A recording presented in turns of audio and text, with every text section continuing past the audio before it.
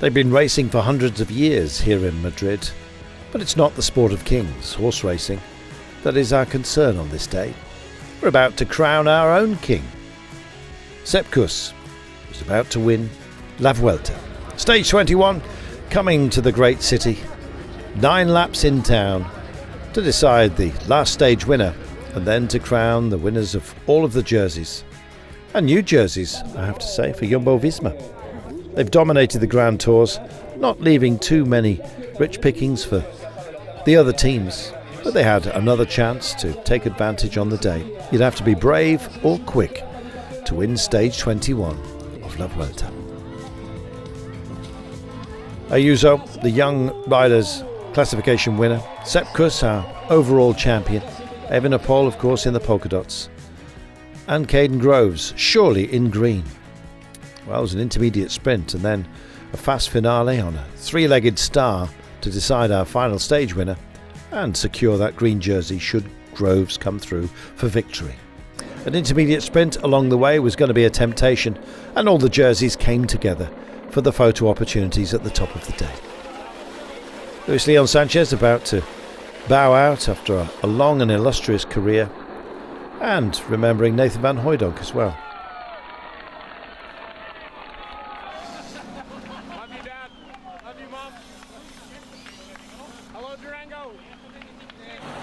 Well, we love Sepp Kuss as well.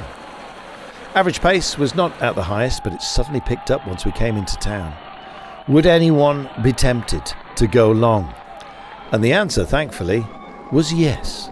First we had to deal with the intermediate sprint, and Caden Groves got himself up for that, just making sure that that green jersey became ever more secure upon his shoulders. And then as the laps ticked down, suddenly there was action. Nico Dents, Leonard Kemner, both from Bora Hansgrohe, and Rui Costa from Intermarché Circus Swanty. What would be the response? It came from Remco Evenepoel. He kicked on. Caden Groves realised that his jersey was perhaps under threat. Should he get no points and Evenepoel win the day, that would be disaster. So he set off as well in pursuit. Likewise, Filippo Ganna, along with Omar Freile and Kim Hajduk. Well, soon the teammates of Ganna disappeared, and he was left up front with some real talent. That was something to tempt everyone else in the chase. Leading it for much of the day was EF Education Easy Post. UAE Team Emirates also had an interest, of course, and the gap hovered between 12 and 20 seconds only. But the kilometres kept going, and by the time we heard the bell, this was the last chance saloon for those who would stop those up ahead. At the 3 kilometre mark, we had yet another almost dead turn, the last of which came just before the Flamme Rouge and then the drag race to the line. Would it get cagey amongst those up front? The gap was narrowing, and the answer to the first question was yes. They were kind of looking at each other, nobody wanting to lead any others in, and indeed the hounds were starting to close in on the hares up front.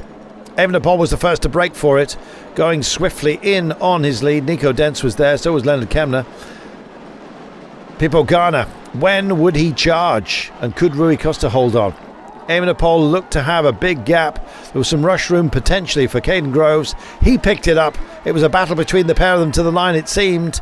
And then Pippo Ganna also came to join the fray at the very last, closing rapidly. And Groves could not be sure of the victory, so he threw the bike at the line and took it.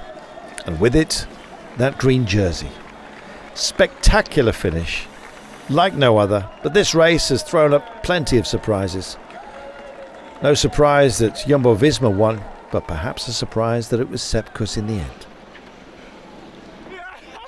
Groves getting his win, his third indeed of this race, and confirming himself as a super strong sprinter and worthy winner of the green jersey. Well, the overhead shot just showed how Pippo Ganna was closing in. Groves looked and then threw again. He just could not be sure until crossing the line, but he got there in the end. Wonderful day's racing. Evenepoel sitting up at the last to finish in 8th place. Groves, Ganna, Dents, Hugo Page getting up from the pack with Ivan Garcia Cortina. Rui Costa finished 6th ahead of Vandenberg, Evenepoel, Van Gestel and Kemner. But it was all about Sepp Kuss. He came home, an American winner, a super nice guy as well. And what a podium. Locked out by Jumbo-Visma.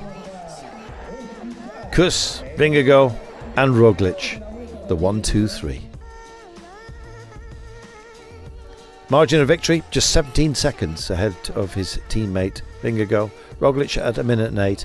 And then the young riders classification winner, Ayuso, also there. He joined on the podium by Evenepoel in polka dots, who also won the Combativity Award, Groves in green, and of course Sepp Kuss in the coveted red jersey. He is our champion. An amazing race with amazing competitions throughout. Let's hope that the 79th edition is just as magnificent when we start in Lisbon, in Portugal. We thank you for your company on what's been an amazing event. My name's Carlton Kirby. Thanks for the company.